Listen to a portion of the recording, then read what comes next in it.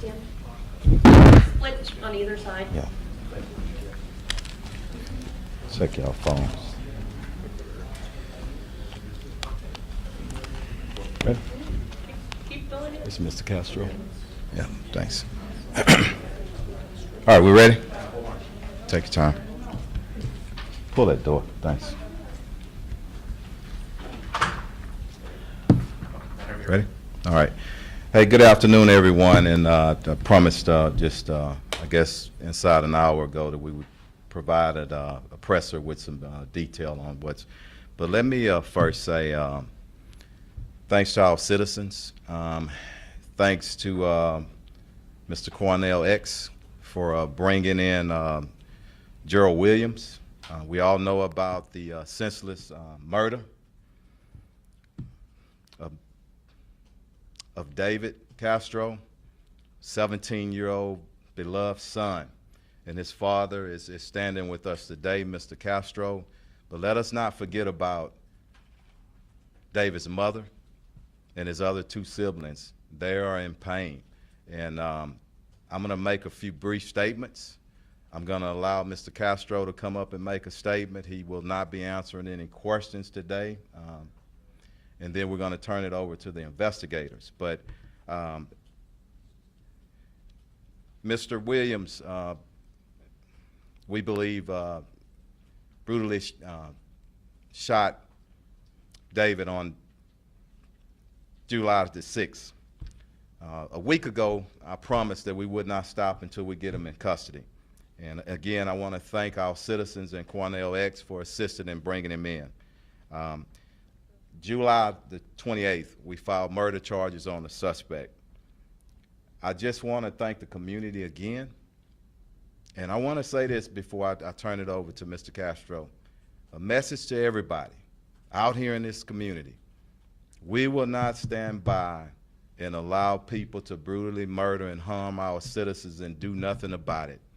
We're going to stand strong as a police department, our citizens, and every arm of this criminal justice system to get things under control. So I'm going to just step down and bring up Mr. Castro, and I want to thank him. He's a very strong man. I've been in regular conversation with him as our investigators. And before I bring the investigators up as well, I want to thank them. Justin Brown and Mark Condon, lost their mother during the course of this investigation and still pushing strong. These are the kind of men and women that we have on our police department, going through family tragedies, but still dedicated to bringing justice to families in this city. So I want to commend them, and you'll hear from them in just a second. But Mr. Castro.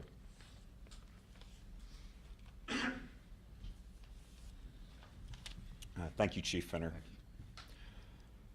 On behalf of the family, I'd like to express gratitude today. First, I'd like to express gratitude towards Chief Finner, Detective Brown, Detective Condon, all of the police officers and detectives of the Houston Police Department who've been working tirelessly to bring justice for my son, David. Prayers were answered today. Our family's been praying for the safe arrest of the suspect. The fact that he safely surrendered and did not put any of the community members in jeopardy, none of the police department members in jeopardy, is an answered prayer. And so I want to say thank you to the community. Prayers work. I'd like to thank the city of Houston. Our family has been inundated with love and prayer and support. And I understand that there were a great number of tips that came in, and that came in because y'all were touched by this story and you could see your own children in my son. And so I thank you for doing that. And last, I'd like to thank my friends and family our friends and family who've been there for us. The only word that comes to mind is unimaginable. There are no words in the English language, nor should there be, to describe the pain that we're going through right now. Ask for continued prayers for our family, especially David's mom, his brother and sister, and his grandparents who are really hurting right now. And so that's my prayer. And I think today just proves that love is greater than anger and hate. And so, as a proud Houstonian, I want to just acknowledge the amazing work of the people who are here to protect us from bad people. Good people are greater than bad people. Thank you. Thank you. We'll bring up the investigators. I'm Detective Brown with the Homicide Division, Houston Police. This is a continuation of the press release we had a few weeks ago. I'm not going to be giving much details on the questions you guys are going to ask. We want to protect the citizens that came forward and their names, and keep them out of the media spotlight. You said citizens, plural, correct? Yes. City of Houston came together on this. More tips than we've seen in a long time. Crime Stoppers really helped out. Everybody really came together and sent us a lot of information in this case. Are you able to tell us what put Gerald Williams on your radar? It's going to be, like I just said, it's going to be some tips and things that came in from the City of Houston. Yeah. He was linked specifically to that car that we saw in surveillance footage. Can you talk about that connection? I'm not going to give any details on that. That's going to protect the people involved that came forward on that. Everything that's in the charging document is sort of, we can leave it at that. We spoke with his public advocate, who told us that just because he might own the car, he could have family members that also drive it. How could you be positive that he was the one driving that car that day? Like I said, just look to the charging document, the evidence that's in the case, phone records and things like that. Yeah. With regards to putting yourselves into this position today and having the meetings with Quanell and everything, how many times did investigators specifically meet with Mr. Williams? One in person, one on the phone, is that accurate? I spoke to him several times on the phone just to set up our meetings, and I spoke to him in person once. So how long prior to today had he been connected to HPD and HPD had contact with Mr. Williams? He came up on our radar early in the case due to the citizens coming forward, but there was also so many tips coming in. We had to vet all that information and everything. So, Detective, was there a face-to-face meeting? yes, there was. How many tips would you say approximately you received? Over 100. Yeah, over 100. Yeah. Speaks to good citizens. And so many Houstonians are just absolutely horrified at, this crime and 17-year-old David losing his life. And Mr. Castro, I'm so sorry for your loss. Thank you. What can you say to the people of Houston? Should they feel safer now that Gerald Williams is off the street? What do you want to say to that? I'm not going to give any advice or anything that the case. I'll take it. but- Thank you. Thank you for that question, and thanks for acknowledging the family. You know, all around the nation, that there's a rise in violent crime, and it just speaks to, we have to come closer together and watch out for one another. But I want to be careful of this, and I look back on different crime scenes, and let's even take the incident in the Galleria, and I was thinking about this the other night.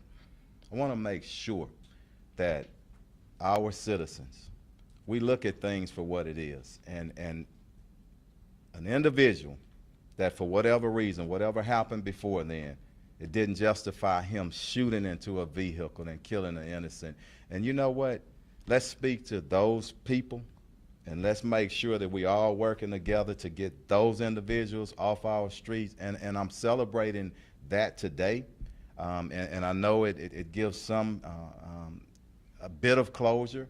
Know that the process still has to go through for the family members, but I want to make sure that we're all moving together and moving forward, and not pushing aside that we're fighting a violent crime and an uptick of violent crime. But you know what?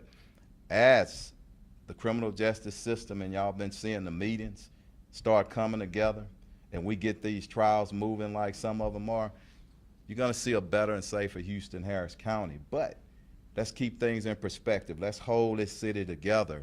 And that's part of my job. I want my officers to keep charging. I want our citizens to keep bringing in information, and we will get those individuals off the street. Chief, Go ahead.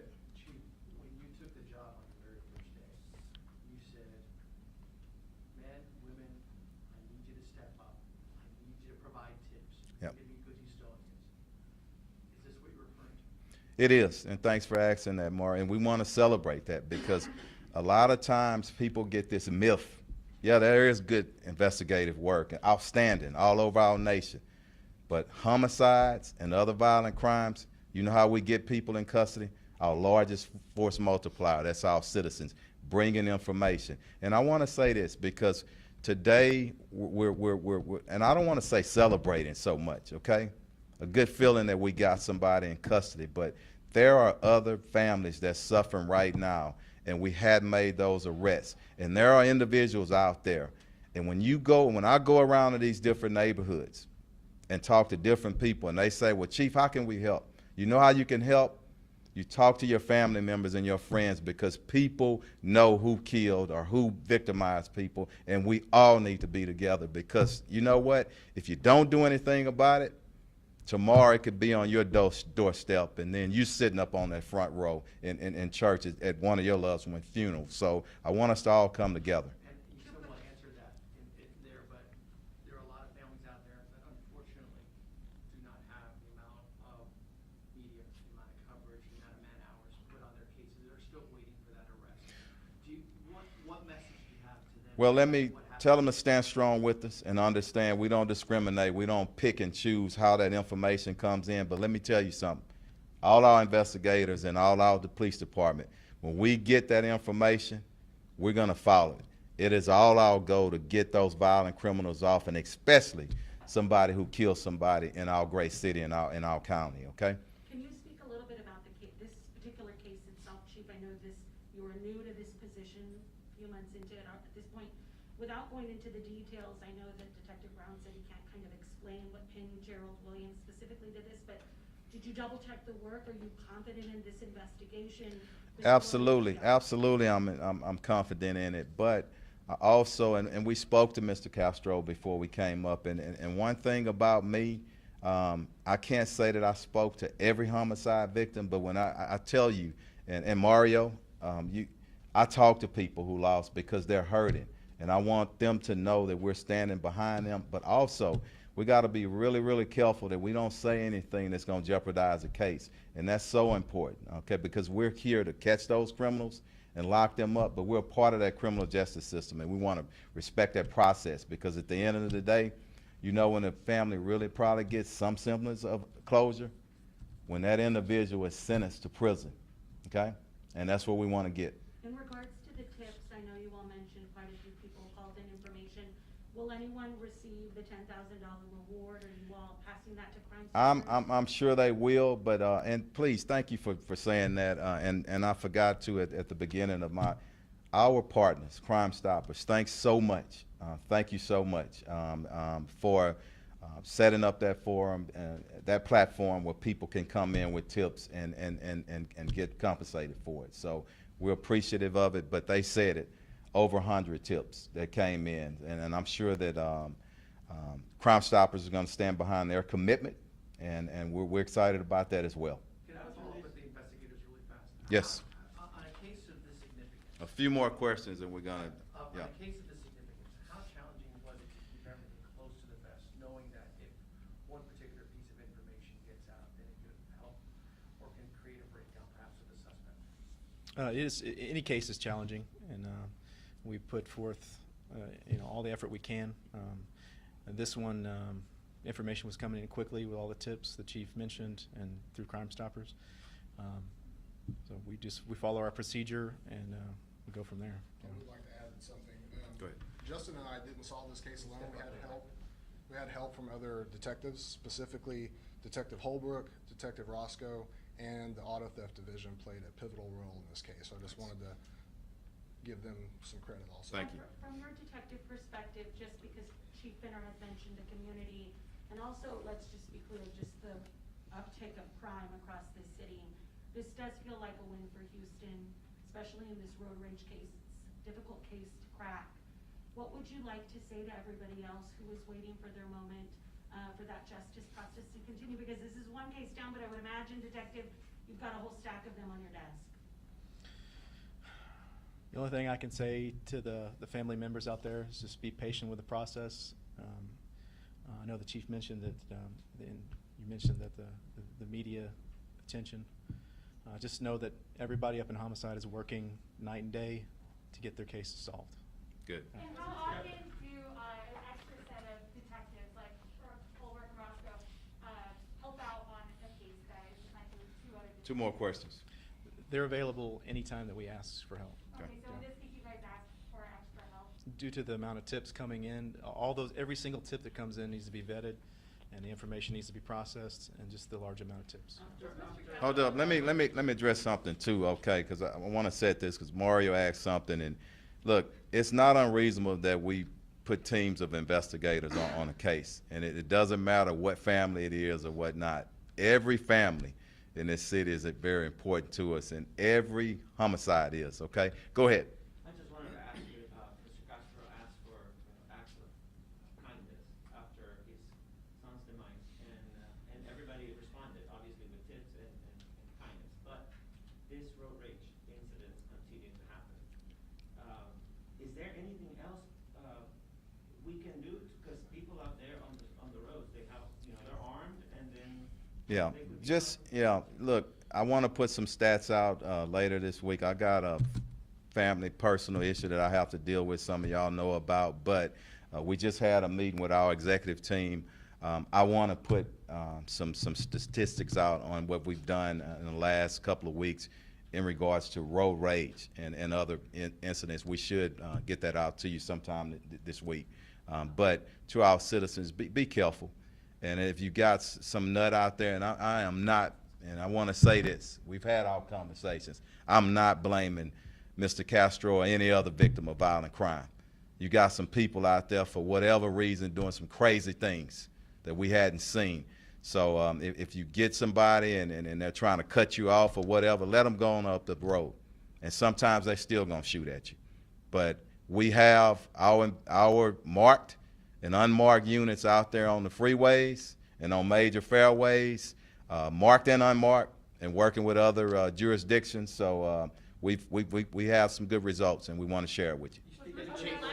Chief, on that note, please refer back to last week's press conference, or about a week ago, that Chief Satterwhite did in this very room on Take the Higher Road in our campaign, and on dealing with road rage. All that's been pushed out on social media, and there was a press conference in this room on that just recently. Mario, go ahead. We'll do one more to you. Go ahead.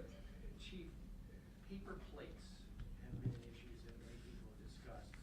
And in this particular case, was there more challenges as a result of a paper plate component here? And if you could speak to that, I'd really appreciate it. I'll answer that for him, and we're going to move on. It's always more challenges when you have those paper plates, okay? But with the tips and with the great work of our investigators, we were able to move through it and get a suspect in custody. Go ahead. Was Mr. Castro and the other witnesses able to identify Gerald Williams? And you mentioned auto theft investigators. Was his vehicle stolen? Yeah. We won't speak to the vehicle wasn't stolen, but we'll end that on any details on the case, okay? All right? Thank y'all. Yeah. Just want to do. Anybody that wants to remain after, we're gonna do Spanish. I appreciate it. You need to go, we understand. We'll have some comments in job. Spanish. Appreciate it. Thank y'all. No, we're not gonna decide. I don't want to cite it. We had some, but I'm not going to do as I didn't get a lot of Hey questions. guys, can we tone it down over to Spanish, please? Okay, everybody go ahead and clear out if you're not going to. Jody, follow I'm us. gonna stay with the Yeah. Spanish. No, ask what she Okay, needs. well, Nicole wanted something too. Hey, Keith. Hey, we're gonna still do this one, okay? Be respectful.